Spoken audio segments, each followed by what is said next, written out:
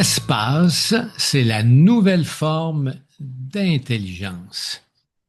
Bienvenue dans Unité Reconnexion pour Leader, le podcast qui t'invite à t'arrêter, respirer et laisser émerger la clarté, la simplicité et la cohérence de ton leadership naturel. Et d'entrée de jeu aujourd'hui, avec l'espace, on va te parler de quoi? On va parler du temps de cerveau disponible, de trouver une façon de se créer de l'espace intérieur parce qu'on vit dans un monde saturé d'informations. Puis la vraie clarté, elle vient pas de penser plus, mais de penser moins. N'est-ce pas, Yves? Je pense que oui, oui, oui, tout à fait. Tout à fait. Ou d'être capable de faire taire cette pensée-là pendant un petit bout de temps. On se rend compte qu'il y a autre chose qui s'installe en nous. On est inspiré par autre chose. Le cœur nous parle, on peut l'entendre parce que quand on est dans le tourbillon de la pensée, il n'y a pas d'espace, justement, pour l'entendre. Mais est-ce que ça se pourrait qu'il y en a qui viennent de commencer à écouter le podcast, qui sont déjà en train de se dire de quoi ils parlent, de quelle pensée? Oui. Parce que c'est ça la pensée, on ne le sait pas nécessairement qu'on a des pensées. C'est comme une deuxième peau, là. Oui, ben c'est intéressant hein, parce que on donne des formations là-dessus, puis à un moment donné, on dit, vous avez sûrement remarqué qu'il y a quelqu'un qui vous parle dans votre tête. Il y a une voix qui parle sans arrêt dans notre tête, puis il y en a qui disent, ben moi j'en ai pas de voix qui me parle, tu sais. Fait que il dit, quelle voix? Celle-là qui dit ça, là, quelle voix? Il y a quelqu'un qui parle là en continu, puis elle peut vous empêcher de dormir le soir, elle peut vous empêcher d'être attentif à une conversation parce que vous êtes pris dans cette pensée-là, dans ce rythme de pensée-là.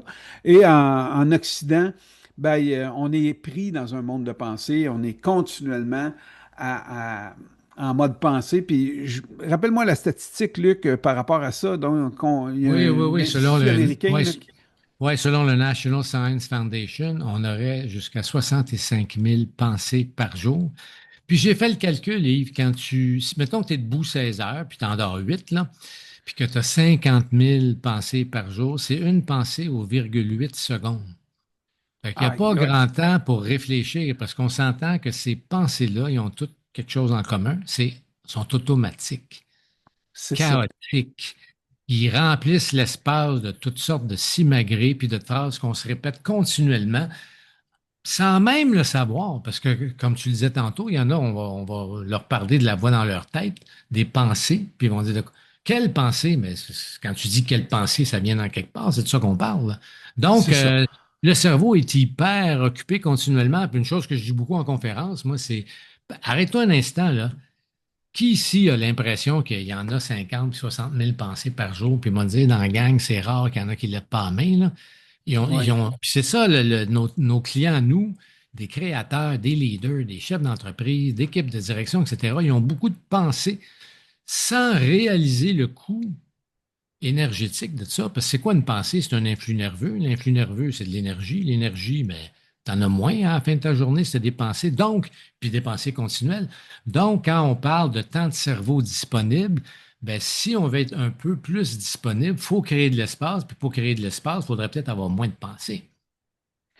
Oui, puis le fait que le mental est très, très stimulé. On parle du cerveau dans la tête, mais il y a aussi le cerveau du cœur, puis il y a le cerveau également de l'intestin, où ce que lorsque je suis capable de remettre les cerveaux au bon endroit, pourquoi? Il faudrait peut-être comprendre à quoi il sert le cerveau dans la tête ou l'ego sert à quoi.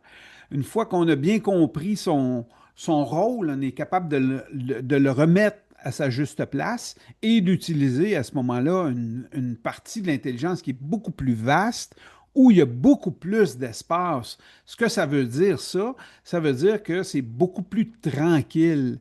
Je suis capable d'avoir une réflexion sans avoir trop de pensées qui s'entrecoupent puis qui s'entremêlent un petit peu comme on est habitué de faire lorsqu'on est dans notre auto sur un feu de circulation. Puis là, on se met à penser à quelque chose, on voit quelque chose qui accroche notre attention, on se met à penser à ça, puis là, puis là, maintenant, on dit, fuck, pourquoi je pense à ça? Puis là, Hmm. quand je fais le cheminement à l'envers, je me rends compte que ça a commencé avec quelque chose qui n'a complètement pas rapport à ça, là. Donc, je suis pris à ce moment-là, quand je suis pris dans ma pensée, dans ma tête, je suis pris dans une espèce de chaos. Puis quand c'est le chaos dans ma tête, c'est sûr que ça va être le chaos à l'extérieur de moi. C'est évident parce que c'est ma conscience qui crée la réalité dans laquelle je suis. Donc, à ce moment-là, qu'est-ce que je peux faire pour ça? Ben, dans un premier temps, pour réussir à faire de l'espace, c'est de réussir à calmer cette voix-là. Puis, dans le parcours, on utilise plusieurs outils pour ça.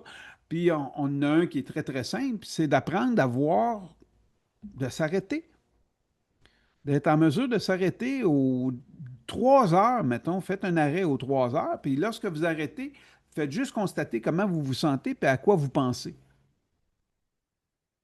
Puis vous allez vous rendre compte que tabarouette, des fois, vous dites, pourquoi je pense à ça? Ça n'a pas rapport pas en tout avec ce que je suis en train de faire. Ouais. Ou comment ça se fait que je pense à telle affaire, ou comment ça se fait que je pense à autre chose, ou comment je peux. Puis, et de voir que vous n'êtes jamais présent finalement, vous êtes tout le temps pris dans des pensées qui sont orientées dans le futur, vous êtes en train de penser à vos prochaines vacances, à la prochaine auto que vous allez vous acheter, à la prochaine activité que vous allez faire avec votre fils en fin de semaine, ou quoi que ce soit. Fait que vous n'êtes jamais là. Où Quand on n'est vous pas, êtes... où on est, ce que tu parles du futur, mais il y en a qui sont toujours dans le passé aussi. Oui, J'aurais tout donc à fait. dû, pourquoi j'ai pas fait ça, je l'ai pas fait comme il faut, pourquoi lui a fait ça, il aurait pas dû, je suis tanné, tu sais, on est dans le passé ou dans le futur, mais effectivement pas souvent dans le présent. C'est ça. Parce que lorsque je suis totalement dans le présent, le mental est tranquille, l'ego est tranquille. Il n'est pas en état de survie. Donc, l'ego se nourrit beaucoup du futur et du passé. Donc, la pensée ne vit que dans le futur et que dans le passé. Hmm. OK? Puis ça, c'est important de constater ça. Puis, et croyez pas ce qu'on vous dit, là. Constatez-le par vous-même. Tu sais, puis vous allez peut-être rencontrer des gens à un moment donné qui vont vous dire, ah, moi, j'adore ça, je fais du sport, admettons, un peu extrême, donc du vélo de montagne, entre autres, font de la descente en vélo de montagne. Puis, à la fin de la journée, quand tu leur demandes, ah oui, puis comment ça a été? Ah, ça m'a tellement fait de bien, là. Pourquoi ça m'a tellement fait de bien? Parce que j'ai pas pensé. Quand vous Hmm. descendez en vélo de montagne, vous n'avez pas le temps de penser parce que si vous n'êtes pas présent, la vie va vous le faire payer cher, là. Donc, vous devez être totalement présent et tous vos sens sont impliqués dans votre descente.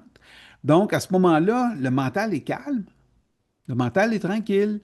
Donc là, à ce Hmm. moment-là, ça fait de l'espace, il y a de l'espace et ça régénère à ce moment-là l'aspect mental, ça le repose. Donc, c'est pour ça que les gens, à la fin de la journée, se sentent très bien, là.